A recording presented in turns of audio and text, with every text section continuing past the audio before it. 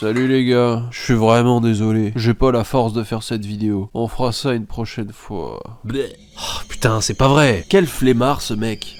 Bon, c'est pas grave, c'est moi qui vais m'en occuper. Et je vais vous parler du sommeil. Depuis toujours, j'adore dormir. C'est le seul moment de la journée où les heures défilent et pendant ce temps, t'es apaisé. Ton cœur se repose et ton esprit voyage. Je suis tellement heureux ici, j'ai tout ce qu'il me faut. De la bouffe, de l'argent, une magnifique femme et un petit chien.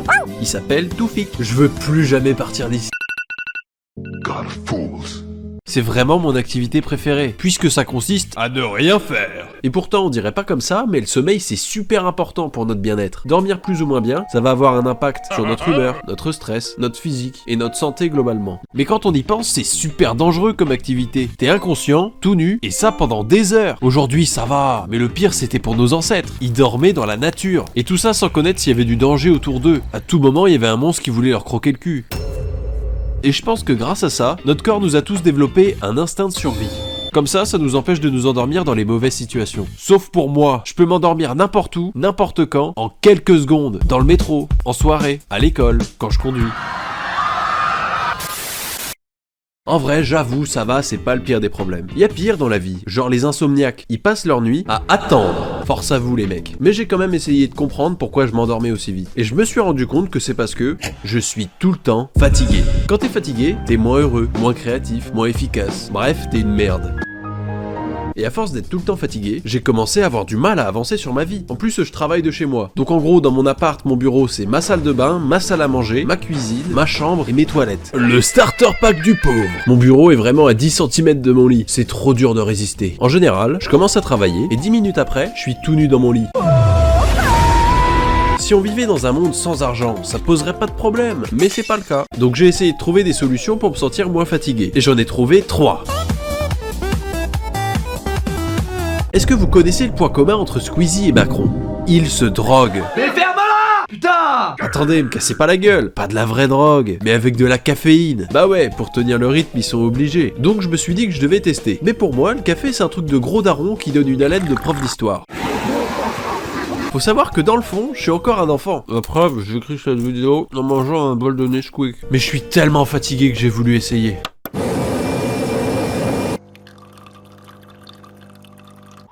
Bah franchement, ça me fait rien. Je m'attendais à me transformer direct.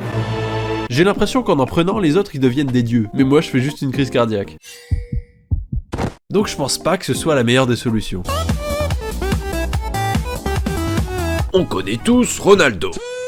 Mais est-ce que vous savez qu'il ne dort pas? Enfin, pas comme nous. Dans un sommeil classique, on va se coucher le soir et dormir entre 7 et 8 heures. Ronaldo, lui, il va pas dormir une fois mais 6 fois dans sa journée pendant 90 minutes.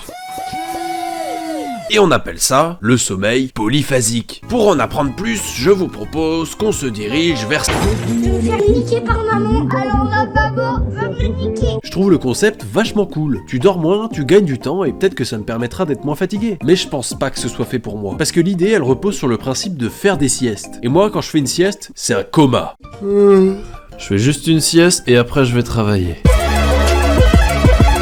Wow, il est quelle heure?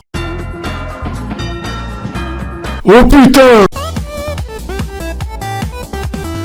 Puisque les deux solutions précédentes n'ont pas vraiment marché, je me suis dit qu'il fallait plutôt trouver le problème. Donc j'ai décidé de partir en expédition, et je suis allé enquêter au Centre mondial de la recherche sur le sommeil. ChatGPT, ça m'a pris 2 minutes. Et j'ai trouvé le coupable. Si je suis tout le temps fatigué, c'est parce que mon cerveau est perturbé à cause de mon téléphone. Quand je m'endors, je suis sur mon téléphone. Quand je me réveille, mon premier réflexe c'est d'aller sur mon téléphone. Alors que quand j'étais petit, ma mère m'interdisait les écrans le soir pour que je dorme bien. Bon, même si en vrai, j'obéissais pas tout le temps.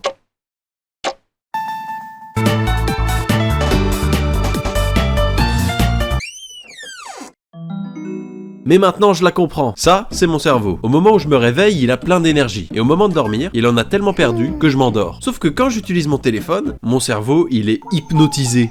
Et à force de trop l'utiliser avant de dormir, ça va empêcher mon cerveau de bien se reposer la nuit, et c'est pour ça que je suis tout le temps fatigué. J'ai trouvé plein de vidéos qui en parlent sur YouTube, et qui expliquent ça avec des termes beaucoup plus scientifiques que moi. Je vous mets tout en description, mais en tout cas, j'ai décidé de dire adieu à mon téléphone.